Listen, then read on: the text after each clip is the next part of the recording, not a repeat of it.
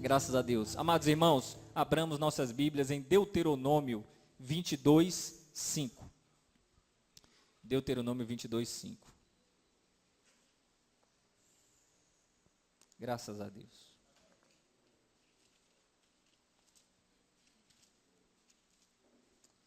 Apenas um versículo, e depois eu vou mencionar outras passagens bíblicas, mas a começar desta, que é a principal. Deuteronômio, capítulo 22, versículo 5. Amém? Não haverá trajo de homem na mulher, e não vestirá o homem veste de mulher, porque qualquer que faz isto, abominação é ao Senhor teu Deus. Não haverá trajo de homem na mulher, e não vestirá o homem veste de mulher, porque qualquer que faz isto, abominação é ao Senhor teu Deus. Amados irmãos, num primeiro momento, diante deste texto, alguém pode imaginar que se trata de uma passagem baseada nos costumes do povo hebreu. E pode pensar que se trataria de um texto inaplicável à nossa realidade. É um engano. Nós devemos partir do pressuposto de que a Bíblia, toda ela, foi inspirada pelo Espírito Santo. Portanto, nenhuma passagem da Escritura é inócua. Nenhuma passagem da Escritura é inútil. Céus e terra passarão, mas as minhas palavras não hão de passar, disse o Senhor Jesus Cristo. Em determinado período da história, pode ser que alguma passagem não seja realçada diante dos desafios e problemas que se apresentam àquela geração. Mas passado um tempo, determinada passagem pode vir a ser destacada diante de novos problemas que se apresentam às pessoas. E, independentemente de qualquer coisa, a palavra de Deus foi inspirada pelo Espírito Santo e ela sempre nos trará algo, sempre nos edificará, sempre nos transmitirá uma mensagem. A palavra do Senhor renova-se a cada manhã, diz a própria Escritura. Não há nada vazio, não há nada inútil, não há nada infrutífero na palavra do Senhor. Pelo contrário, a palavra do Senhor não volta vazia, sempre faz o que lhe apraz. Assim está escrito. Neste texto, nós precisamos fazer uma interpretação. Todo texto demanda uma interpretação. Os irmãos sabem que existe entre os estudiosos uma classificação das leis. Nós estamos aqui lendo um versículo que está na lei de Moisés. Pentateuco, os 5 primeiros livros da Bíblia, Gênesis, Êxodo, Levítico, Números e Deuteronômio. A Torá, a lei de Moisés. E os estudiosos classificam as leis constantes da lei de Moisés como leis morais, cerimoniais ou religiosas e leis civis ou jurídicas, judiciais, não é assim? As leis morais seriam preceitos universais para todos os povos e para quaisquer épocas. As leis cerimoniais seriam regras para o sistema levítico, o sistema sacrificial, o sistema sacerdotal do povo de Israel. Sistema este de sacrifícios, de cerimônias, de rituais, que prefigurava, que simbolizava o sacrifício que seria praticado tempos depois por Jesus Cristo na cruz para a nossa salvação. Está escrito tanto em Hebreus como em Colossenses que aquilo que estava escrito eram sombras das coisas que haveriam de vir, ou figuras das coisas futuras. Tudo aquilo se cumpriu todo aquele sistema de sacrifícios se cumpriu na pessoa e obra de Jesus Cristo. Agora, as leis civis são leis jurídicas que foram escritas primacialmente para o povo de Israel, enquanto nação politicamente organizada. São leis civis propriamente ditas, que tratam de indenização, casamento, leis penais, agrárias, ambientais, humanitárias, no que diz respeito à proteção de estrangeiros, de mulheres, dos menos favorecidos. E essas leis civis foram escritas para aquele povo, naquela época. Todavia, independentemente da lei ser moral, civil ou cerimonial, sempre há um preceito, sempre há um princípio que permanece. Eu estou sendo claro? Muito bem. Este versículo não encerra uma lei cerimonial. Claro que não. Não encerra exatamente uma lei moral, mas sim uma lei civil. Se nós analisarmos bem, até pelo contexto, são regras civis, são regras semelhantes ao que há num Código Civil brasileiro, por exemplo.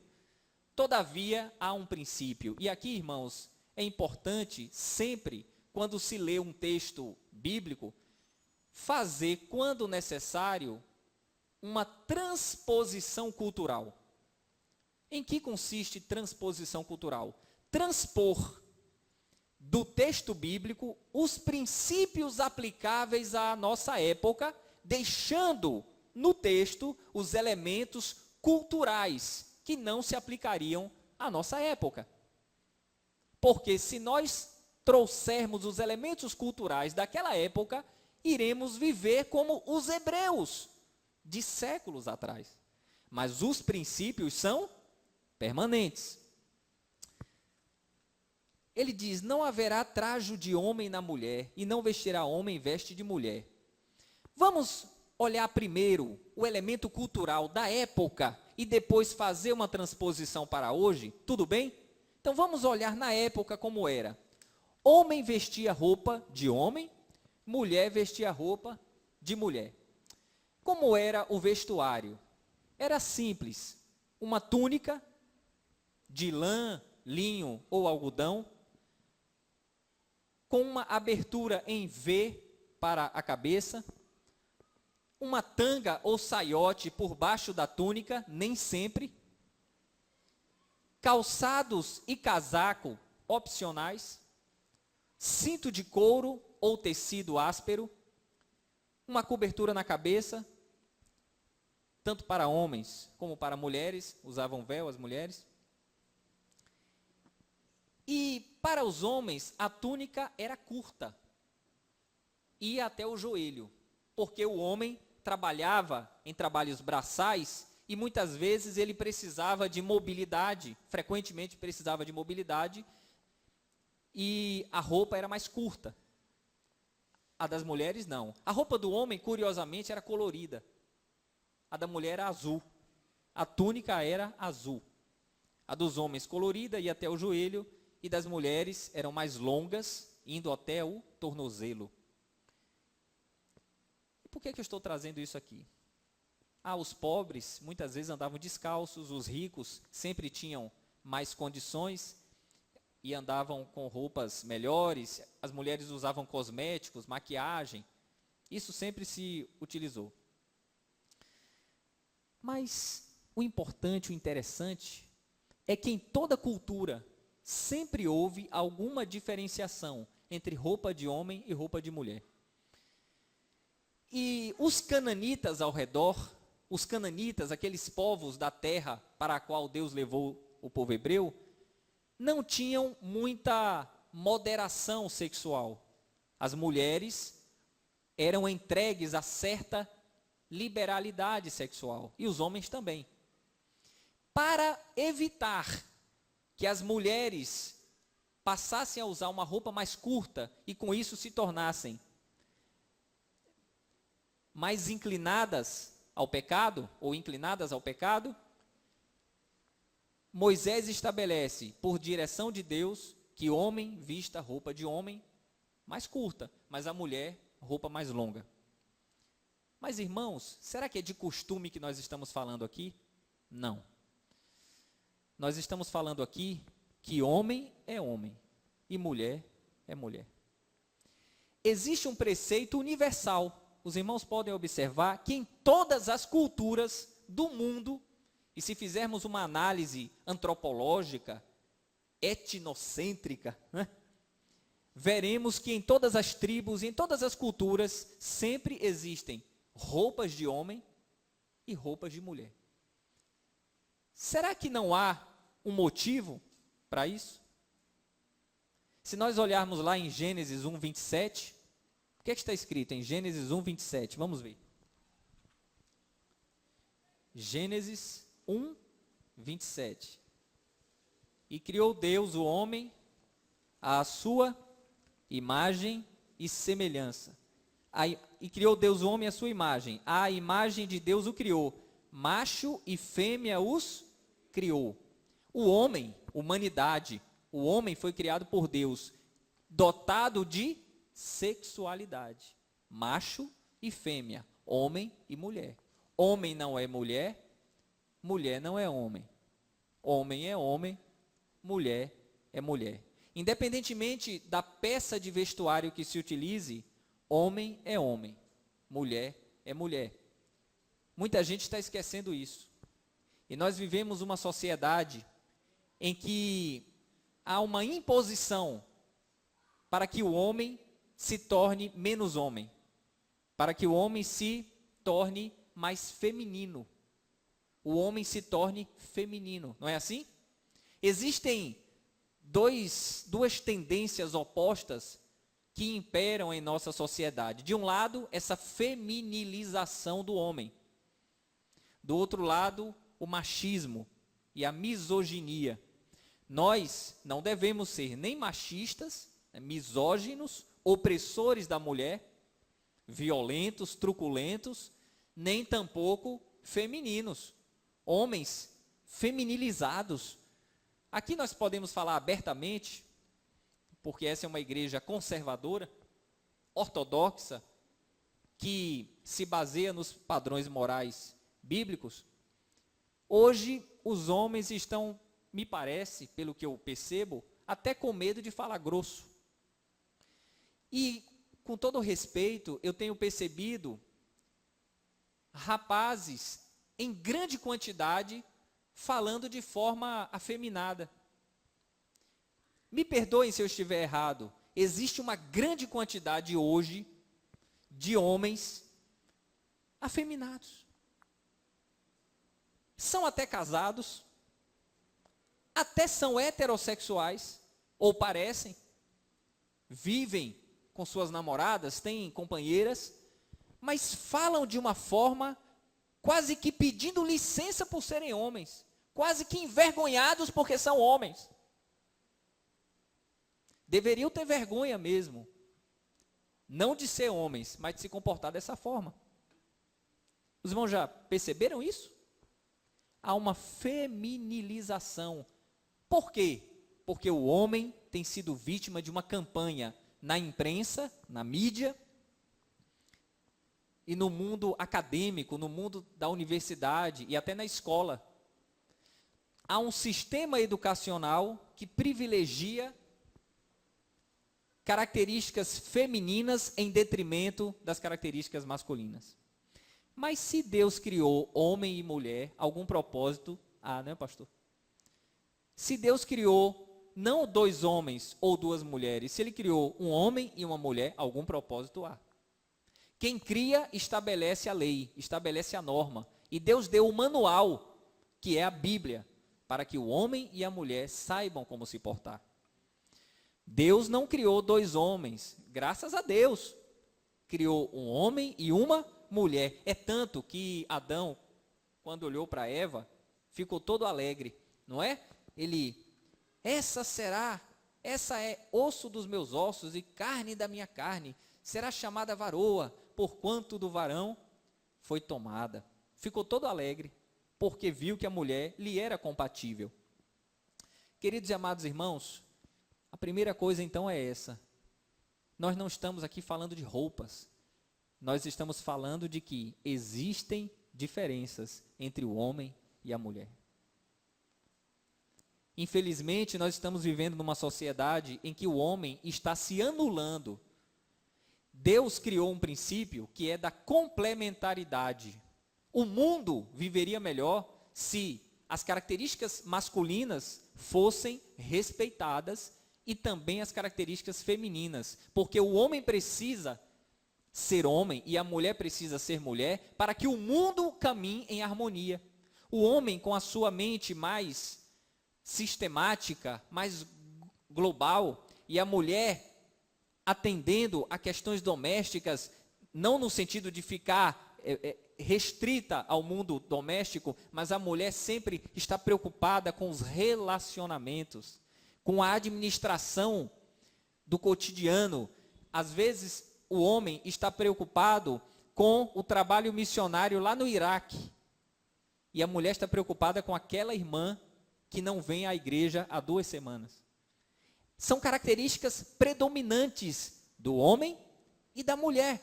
E o mundo hoje tem destacado, me permitam dizer, características femininas em detrimento das características masculinas. Além disso, existe a ideologia de gênero, que diz que homem pode ser mulher, mulher pode ser homem, transexual, bissexual, pansexual, pode ser de gênero neutro. No Facebook, quando os irmãos entram e vão fazer o seu perfil, eu fiz esse teste.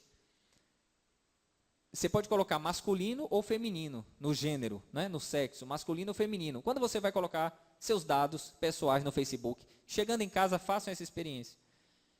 Existem lá 16 gêneros diferentes. Eu contei 16. Masculino, feminino, de mulher para homem, de homem para mulher, eu não sei o que é isso.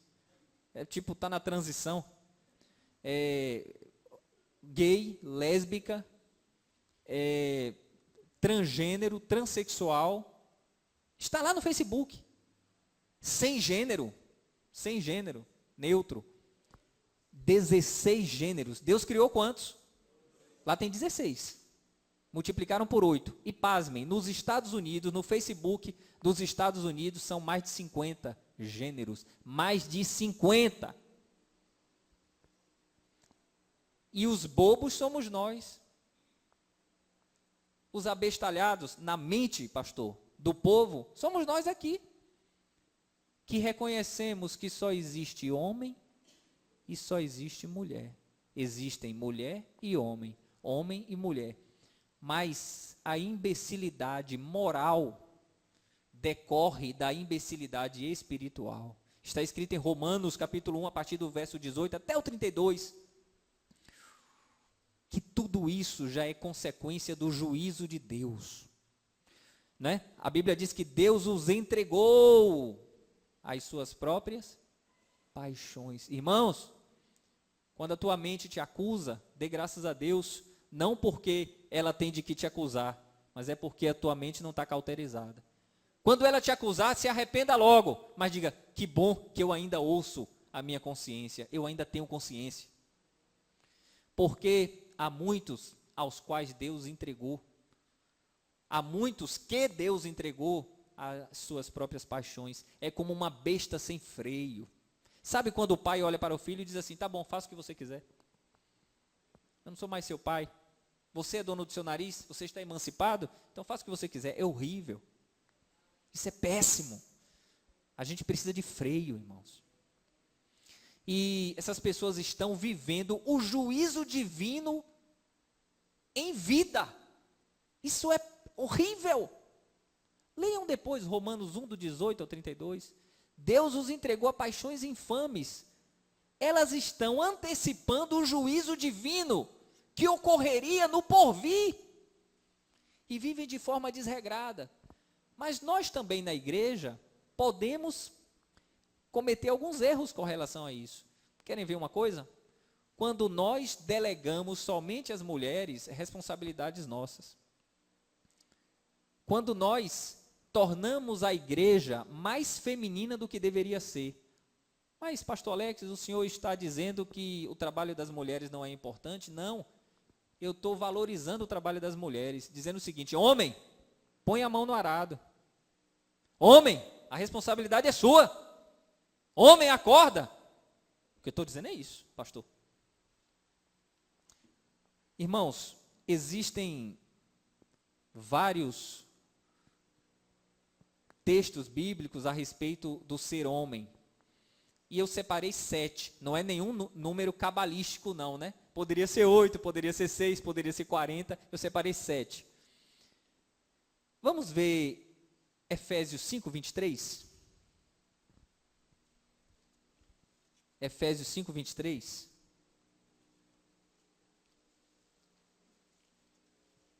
Nós vamos ler alguns versículos depois, mas primeiro só o 23. Diz assim: porque o marido é a cabeça da mulher, como também Cristo é a cabeça da igreja, sendo ele próprio o salvador do corpo.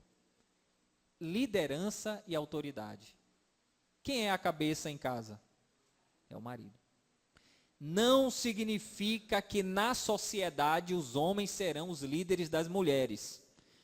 As feministas nos acusam disso, de dizer que os homens devem governar a sociedade de tal forma que mulheres não podem ser governantes, magistradas. Não é isso. Está escrito aqui que no âmbito familiar, o homem é a cabeça da mulher. No âmbito familiar, o homem é a cabeça da mulher. Note o versículo 22. Vós, mulheres, sujeitai-vos a vosso marido como ao Senhor. A mulher deve se sujeitar ao marido como estando em submissão a Deus. E o homem deve ser a cabeça da mulher, como Cristo é cabeça da igreja, a cabeça da igreja. O parâmetro, irmãos, é radical. O parâmetro não sou eu, o parâmetro é Cristo, para a submissão da mulher e para a liderança e autoridade masculina. Mas note no verso 21, sujeitando-vos uns aos outros no temor de Deus. Olha que interessante. No âmbito da igreja, porque Efésios é uma carta eclesiológica, ou seja, trata da igreja, não é, pastor Jorge? Tanto Colossenses como Efésios são cartas eclesiológicas, tratam da igreja e são cristocêntricas, porque tratam de Cristo, principalmente. Aqui ele está falando, antes de falar do ambiente familiar, está falando do ambiente na igreja. E ele diz, sujeitando-vos uns aos outros, ou seja, eu me sujeito a todos vocês, homens e mulheres. Vocês a mim, uns para com os outros, uns para com todos. Aqui não há distinção sexual. Paulo diz que Cristo é tudo em todos, né? Cristo é tudo em todos. E não há distinção entre homem ou mulher, bárbaro, cidadão, servo ou livre. Mas no âmbito familiar, o homem é o líder. Não é uma sujeição hierárquica, não é uma sujeição de inferioridade pessoal e de superioridade pessoal, mas é uma sujeição funcional. A mulher tem um papel de colaboradora, de ajudadora, de adjutora, de auxiliadora. Escolham a palavra que quiserem, mas a mulher é companheira, ela colabora e o homem deve liderar. Amém, irmãos? Um outro ponto é o seguinte: na igreja, e aqui eu posso falar isso com toda clareza, com toda tranquilidade, porque eu sei que os irmãos pensam dessa forma, são presbiterianos, e quinta-feira lá na Assembleia de Deus eu falei bastante sobre essas questões. O ministério pastoral feminino, por exemplo, que nós não aceitamos, né? O ministério pastoral foi ordenado aos homens. Não é assim que os irmãos creem? Há pastora aqui? Não. Se houvesse determinação para o episcopado feminino, não estaria explícito na Bíblia? Claro que estaria. Claro que estaria. Mas, irmãos, Deus deu uma responsabilidade imensa aos homens. E essa responsabilidade significa encargo, missão. pensa-se muito em privilégio, mas eu vejo muito ônus. Eu vejo muito carga. E eu vejo muito peso. E nós, me permitam dizer, homens, não estou falando dos irmãos em particular, mas me permitam dizer pela experiência que nós temos, nós homens estamos falhando em nossa missão. Antes de acusarmos alguém de estar tomando o nosso espaço, devemos verificar se nós não deixamos o espaço vazio. Nós estamos falhando como líderes do lar e como líderes na igreja. Estamos falhando. O homem precisa ser uma referência para os mais jovens. Eu estava vendo Paul Washer, calvinista, bastante conhecido. Estava vendo uma passagem dele, até para me preparar para vir para cá. Aliás, exatamente para isso, alguma coisa que ele dizia, e eu vi apenas... A mensagem dele tem mais de 1 hora no YouTube, eu vi apenas alguns minutos. E ele dizendo que nós organizamos nossas igrejas de tal forma que criança fica com criança, adolescente com adolescente, jovem com jovem, e dificilmente esses grupos têm acesso a um ancião, a um homem com experiência, para que todos aprendam desse homem, pastor. Porque nós estamos aprendendo que jovem não tem condição de ouvir alguém mais velho, que a criança, e muitas vezes nós afastamos os grupos até para ficar mais cômodo.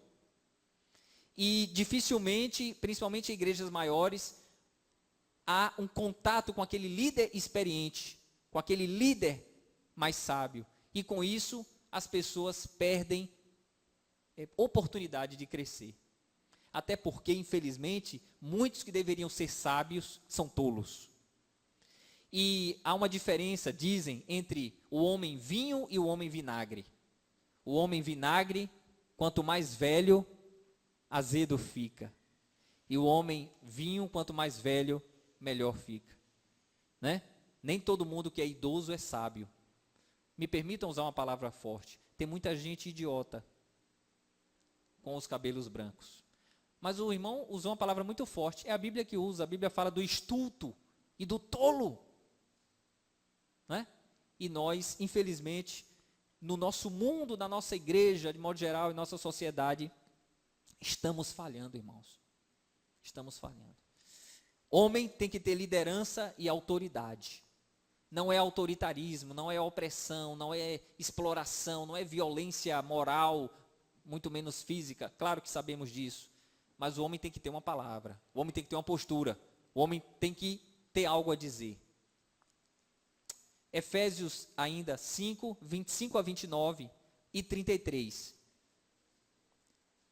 Vós, maridos, amai vossa mulher, como também Cristo amou a igreja, o parâmetro é Cristo, e a si mesmo se entregou por ela, para a santificar, purificando-a com a lavagem da água pela palavra, para a apresentar a si mesmo, igreja gloriosa, sem mácula, nem ruga, nem coisa semelhante, mas santa e irrepreensível. Assim devem os maridos amar a sua própria mulher, como a seu próprio corpo. Quem ama a sua mulher, ama-se a si mesmo. 33, ainda no 29, porque nunca ninguém aborreceu a sua própria carne, antes a alimenta e sustenta, como também o Senhor à igreja. 33, assim também vós, cada um em particular, ame a sua própria mulher como a si mesmo, e a mulher reverencie o marido. Sujeição da mulher ao marido é o que o movimento feminista destaca. Mas amor do marido para com a mulher me parece que é algo mais radical. Amar uma mulher, amar alguém como Cristo amou a igreja e se entregou por ela e a santificou, isso é radical. Não é, irmãs? Não é radical? As irmãs? Amém? Amar a mulher a ponto de entregar sua vida por ela é mais radical do que submissão. Não há dúvida. O parâmetro não é outro. Não é Lutero, não é Calvino, não sou eu, não é o pastor Jorge. É Cristo, pastor. O homem deve amar a sua mulher. E aqui eu não estou falando de sentimento ainda não. Nós, irmãos, precisamos passar por um tipo de reprogramação de valores. E eu também, não apenas os irmãos, eu principalmente, porque nós ouvimos as canções populares e as declarações de amor do mundo, falam de amor, que é um amor carnal, um amor banal, um amor meramente sentimental, e o amor na Bíblia não é sentimento, o amor bíblico é atitude. O amor bíblico é ação, não é sentimento. O sentimento se demonstra como fruto do amor. Amor é sacrifício, é renúncia, é atitude de entrega pessoal. Amor é custo. Amor é preço pago. É alteridade, colocar-se no lugar do outro, empatia. Deus amou o mundo de tal maneira que fez uma declaração de amor. Não, Deus amou o mundo de tal maneira que deu o seu Filho unigênito, para que todo aquele que nele crê não pereça, mas tenha vida eterna. João 3,16. Amor não tem nada a ver com o que cantam por aí. Amor é ação, amor é sacrifício, amor é atitude. Amor é, se preciso, morte vicária, morte substitutiva. Foi o que aconteceu no caso de Cristo. Amados irmãos, Efésios 5,31, ainda estamos em Efésios. Por isso deixará o homem seu pai e sua mãe, se unirá à sua mulher, e serão dois, uma carne. É o que está lá em Gênesis 2,24 também. Adão ficou todo alegre, né? Lançou o primeiro poema de amor, quando viu Eva, porque ele estava triste. A Bíblia diz, não é bom que o homem esteja só. Gênesis 2,18, far-lhe-ei uma auxiliadora que lhe seja compatível, que lhe seja idônea. E aí vem a regra, deixará o homem seu pai e sua mãe. Irmãos, responsabilidade. Além da liderança e autoridade, além do amor sacrificial, responsabilidade. Por algum período, como aconteceu comigo, eu ganhava um salário menor quando eu me casei, e em determinado momento eu estive morando na casa do meu sogro. Doido para sair, porque eu queria ter a minha casa. E construí, ganhando pouco, uma casa financiada pelo sistema financeiro habitacional, pela Caixa Econômica, e fomos morar nessa casa, ganhando um salário bastante modesto, mas economizando. E com a nossa filha mais velha já nascida. Mas morei um período na casa do meu sogro. Foi um período bom de aprendizado. Mas era temporário. Eu queria sair logo. Não que eu detestasse o convívio. Era ótimo. Cômodo até. Mas eu já era chefe de uma família. Pequena ainda, iniciante ainda, mas era. E meu sogro era chefe de outra família. E aí eu queria mandar naquele pedaço. Mas meu sogro também queria mandar. E não tenha dúvida. Quem casa quer casa, e é normal. Porque, irmãos, nada melhor do que você estabelecer suas regras.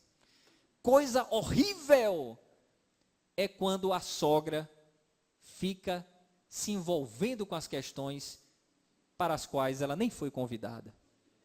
Assim também o sogro. Eu digo isso com toda tranquilidade. Minha sogra mora em frente a mim. Meu sogro morreu. E o meu quarto, a porta do meu quarto dá para a porta do quarto da minha sogra. Mas ela parece a rainha da Inglaterra. Fica quieta. Ela fala pouco. Os irmãos, acho que um dia vão conhecê-la. Fala pouco, é crente também. Tem mais de 70 anos de idade. E ela só dá opinião com muito custo se eu pedir insistindo. Ela não é Miriam? Ela jamais, em tempo algum, vai dizer, olha, eu estou querendo agora dar eu nem imagino isso, uma opinião sobre o casamento de vocês, hein? Não, eu até gostaria de ouvir algo, né? Mas não diz. E eu vou falar uma palavra bem dura aqui, pastor. Sabe por que ela não diz?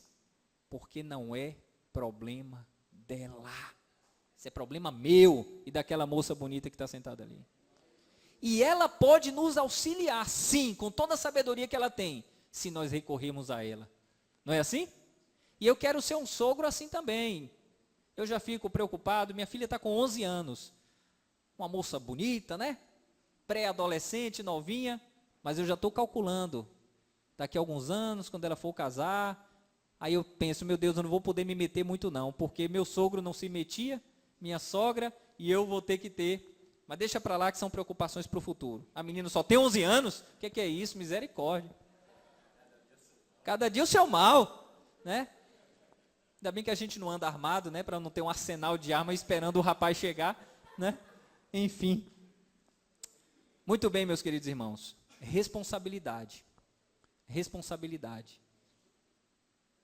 Eu não queria ter a minha autonomia? Eu não queria ter regras próprias? Pois é, meu amigo. A responsabilidade agora é sua. Eu gostei tanto quando a gente construiu a casa. E era uma casa de esquina, num bairro periférico, mas toda acabadinha. E aí era um terreno de 312 metros quadrados. Logo, logo a gente vendeu.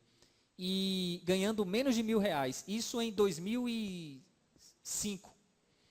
E aí eu, com toda a felicidade, fui andando assim no quintal e disse assim, isso aqui é meu. Isso aqui é meu. Ô coisa boa, isso aqui é meu. E aquilo ali tem a ver com algo muito próprio do homem. Provisão. Provisão. O homem quer ser provedor. Tem a ver com responsabilidade. Ainda que a mulher ganhe R$50.000. O problema não é esse. E ele ganhe 5.000. Ela ganha 10 vezes mais. Mas ele quer ter o prazer. Não é assim, irmãos? De colocar em casa o pão de cada dia. Ele quer ter o prazer de dizer assim, não falta nada aqui em casa. Minha mulher pode até amanhã largar o emprego, porque eu me desdobro para colocar alguma coisa aqui dentro de casa. A responsabilidade é minha. Não é que ele está se sentindo inferiorizado porque ela ganha mais que ele, não. Se minha mulher ganhasse mais que eu, problema nenhum. Ela se afastou da profissão dela para cuidar de nossos filhos. Foi uma escolha dela que eu aprovei. E não impus, não. Mas ela disse, eu vou terminar o mestrado e vou cuidar de nossos filhos e quando Deus quiser, eu volto ao trabalho. Foi possível fazer isso. Foi possível fazer isso. Então nós fizemos, pastor. E ela está cuidando dos meninos. O Felipe já está ali mais autônomo e tal. Quem sabe aparece aí algum emprego. E ela foi a melhor da turma dela na faculdade, tem mestrado, mas ela disse, eu vou priorizar os meus filhos. E eu apoiei. O chefe dela pediu, pelo amor de Deus, então venha pelo menos 3 vezes na semana. Então, fique menos tempo, mas fique aqui. Aí ela, não, eu tomei a decisão de cuidar prioritariamente de meus filhos, porque eu não quero terceirizar a educação deles.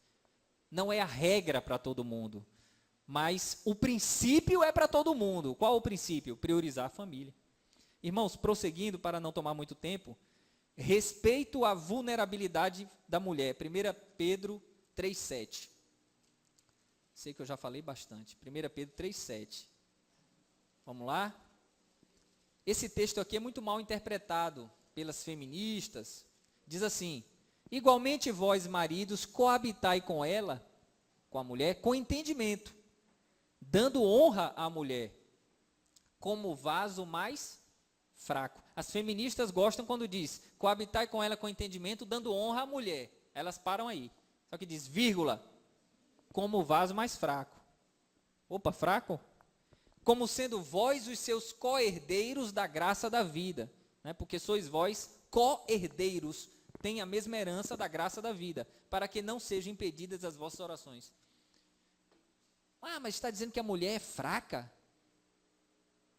A questão aqui não é débil, não é fraca no sentido de tola, débil, não. Ela é mais vulnerável.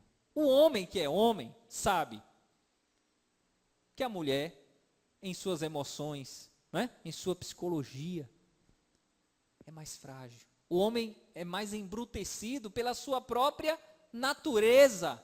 Não é assim? O homem até precisa ser meio bruto. Não que ele é bruto no sentido de violento e opressor, mas o homem precisa se calejar e se tornar resistente para enfrentar as intempéries. Mas ele vai proteger a mulher, para que ela não tenha de enfrentar as coisas que ele enfrenta. E a mulher tem uma psicologia toda própria. Diz certo pastor, comediante, eu nem gosto de esses pastores comediantes, mas ele diz uma coisa, porque stand-up comedy, se eu quiser, eu pago para assistir no teatro, né? Eu não vou porque eles soltam muito palavrão, mas se eu quiser ouvir um stand-up comedy, eu vou ouvir alguém que é comediante, não um pastor, porque pastor não é para fazer palhaçada no púlpito. Pronto, fecha o parêntese aí. Mas tem um pastor que diz que quando o homem pergunta para a mulher assim,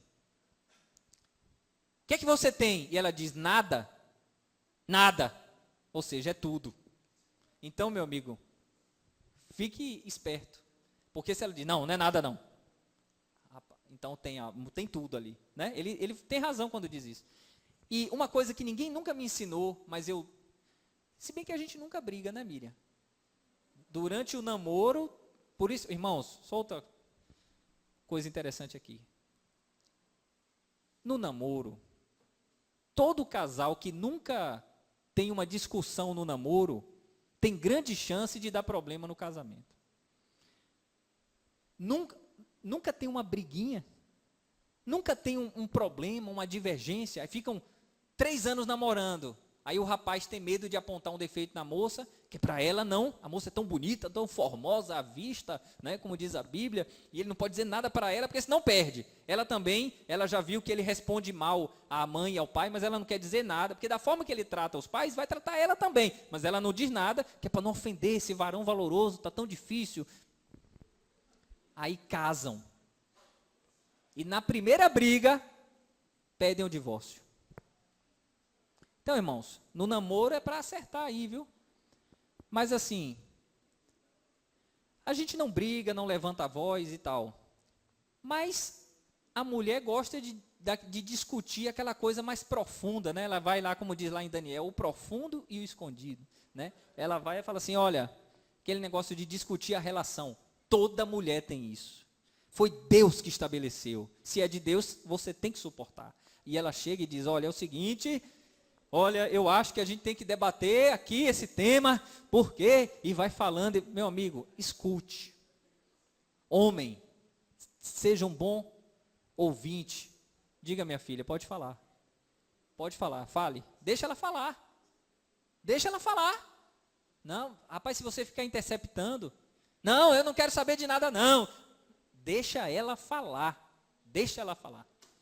E o homem sábio é aquele que ouve. Depois que ela falar, você vai ver que ela mesma vai obter as respostas. Né? Nós não podemos ser insensíveis. E o texto fala, vaso mais fraco. Em que sentido? A mulher é sensível. A mulher é sensível. Nós estamos no culto aqui, só há adultos, né? Não sei se eu posso dizer algo aqui, mas repare bem, irmãos. O homem é muito rápido em tudo, né? Não é assim? É ou não é? Muito rápido, e muito pronto, e muito prático, e 2 mais 2 são 4, mas a mulher, para chegar no 4, haverá uma fórmula que nem os anjos conseguem perscrutar. E aí tem que haver um poema, tem que haver algo mais. Né, meus irmãos? Pronto, os irmãos entenderam esse mistério profundo. E aí, além disso, trabalho e provisão. Provérbios 13:4. Provérbios 13:4. Nada do que eu estou falando é novidade, estamos apenas repisando alguns pontos. Provérbios 13:4. A alma do preguiçoso deseja e coisa nenhuma alcança, mas a alma dos diligentes engorda. Homem tem que ser trabalhador. Homem tem que ser trabalhador. Se você não gosta de pegar no cabo da enxada, como eu, estude. E você vai conseguir algo diferente. Eu tinha um tio, hoje é aposentado já, mas ele estava no exército, ou no tiro de guerra, e viu que o pessoal estava capinando muito.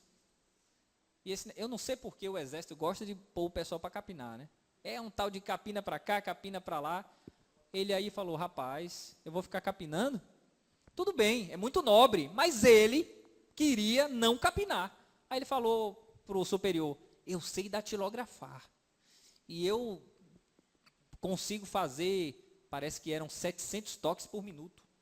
Então venha para cá. Aí ele aí saiu do sol, mas ele tinha esse talento e fugiu do trabalho duro. Eu faria a mesma coisa, né? Então, quando eu vejo no meu trabalho determinada coisa para a qual eu não me sinto apto, o que é que eu faço? Eu começo a mostrar os talentos que eu tenho em outra área, para que eles me aproveitem naquilo em que eu me sinto bem. É assim que deve ser. O homem deve ser trabalhador, não preguiçoso, buscando sempre o trabalho que melhor lhe aprouver. Provérbios 4, de 1 a 11, instrução. Instruir seus filhos, coisa que nós estamos delegando muito à esposa.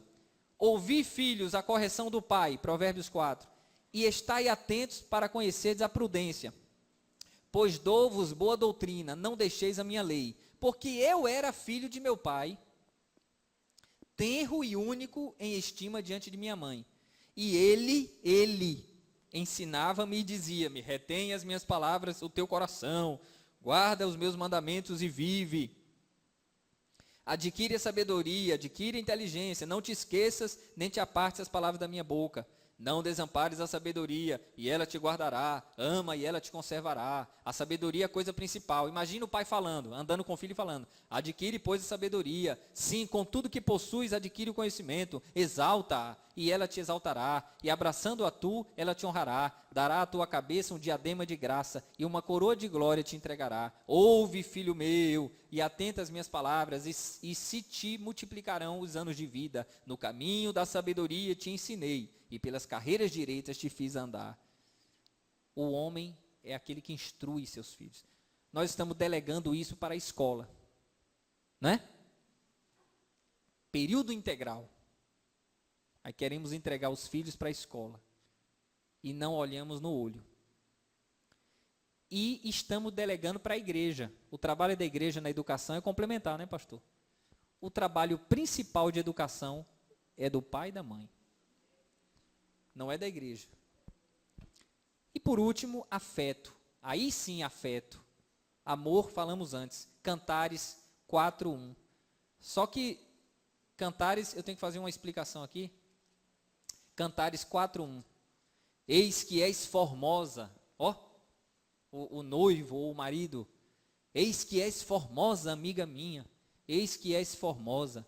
Os teus olhos são como as pombas entre as tuas tranças. Até aí tudo bem. Aí ele diz, o teu cabelo é como o rebanho de cabras que pastam no monte de Gileade. Isso aqui você não precisa também usar, não precisa aplicar do jeito que está aqui. Você dá uma hermenêutica aí, né, irmãos? Tem hora que ele fala que ela parece as éguas de Faraó. Né? O irmão muito literal, não, tu és a égua de Faraó. Aí a moça vai dar um tapa na cara dele e se ela me disser se está errado, foi legítima defesa. Não precisa pedir perdão não, você deu o tapa merecido. Mas irmãos, aqui é o carinho, é o afeto. E tem gente que diz, não, porque Cantares de Salomão é apenas metafórico, só está simbolizando a relação de Cristo com a igreja. Não, senhor. Hermeneuticamente, os detalhes, todo esse colorido que há em Cantares, demonstra a sacralidade do ato conjugal. A sacralidade da relação entre o homem e a mulher, a relação sexual. Porque nós temos aquela visão, pastor, do sacro e do profano. Uma visão dualista, uma visão até herança da igreja católica. Mas o livro de Cantares demonstra a sacralidade da relação conjugal. E a importância de dizer, eu te amo. Não precisa também, se você não é uma pessoa tão verborrágica, de falar tanto, não precisa também se violentar e ficar falando aquilo que não lhe é próprio.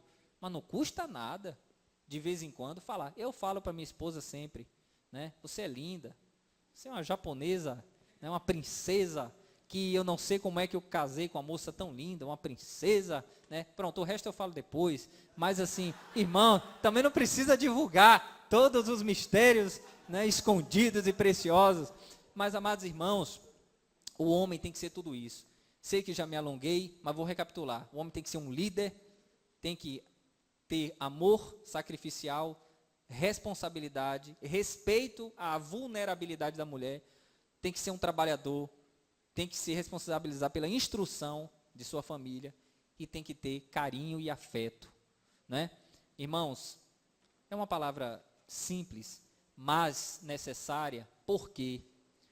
nós estamos sendo bombardeados todo santo dia por uma cultura pagã. Eu sei que os irmãos aqui dão primazia à palavra, eu sei. Mas nas igrejas hoje, se a gente pusesse a mão na consciência, a gente ia ver que a gente está gastando muito pouco tempo na palavra.